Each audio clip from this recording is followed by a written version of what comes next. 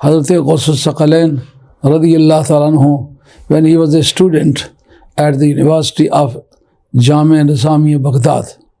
Jamia means university. That was the first university in Islamic history which was established by Umar Khayyam, Nizamul Mulk. Hazrat Ghous Saqalain radiyallahu ta'ala was student at that university, and there were 3 students, Ibn Saqqa, Abu Sa'id, and Hazrat Ghous Saqalain radiyallahu ta'ala anhu. On the persuasion of Hazrat Sayyid Abdul Qadir Jilani rahmatullah ta'ala, they decided that they should go somewhere to see or visit the holy persons, because the company of holy persons is better than the other liturgical activities. The liturgical activities can be made nowadays, but one cannot be companion of the Holy Prophet. And when one cannot be companion of the Holy Prophet, it means that he cannot be equalized with the companion. And what was the quality of companion of the Holy Prophet? They were just in position to sit with Nabi Kareem alayhi salam. So it means that the best liturgical activity is to sit with the pious people.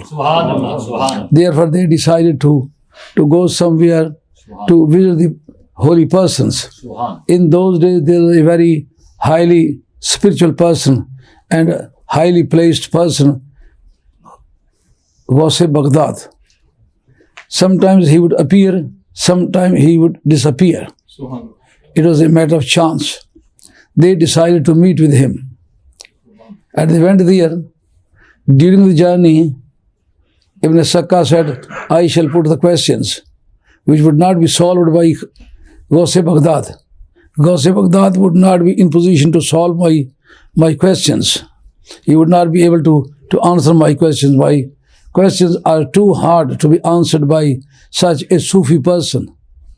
And Abu Sa'id said, I shall also make the questions, but I shall wait for his ability, but I will not test. I would not be able to test the ability and capability of Hazrat Ghous Baghdad. But he was not Ghous Pak Pirani Pir Dastagir Mahbub Usmani, but he was another pious person who would be named as Ghous Baghdad. And Sarkari Baghdad radiyallahu ta'ala anhu was asked about his intention. He said, we are going to meet with a pious person. It is not appropriate for us to test his ability. I would not make any question. I shall ask him just to pray for me. So when they met with him at the residence of that Ghous Baghdad, Ghous Baghdad without any hesitation began to say that, oh Ibn Saqqa, you wanted to test my ability, my capability, my intelligence, and the length of my knowledge by means of many questions, and you were thinking that I would not be able to answer your questions, but you should bear in mind that your question was such and such, and the answer of those questions are such and such. And I shall give you the information about the end of your life. You would be apostatized. You would apostatize when you would become murtad and would die in the position of infidelity. Means your end would be very dangerous. And he said to Abu Sa'id, oh Abu Sa'id, even if you did not want to test my ability, but at least you dared to say that I shall put the questions. So I shall pray for you. You will get the wealth of the world, and it would be very, very difficult for you to save your belief. But I shall pray for you to be Muslim at the time of death.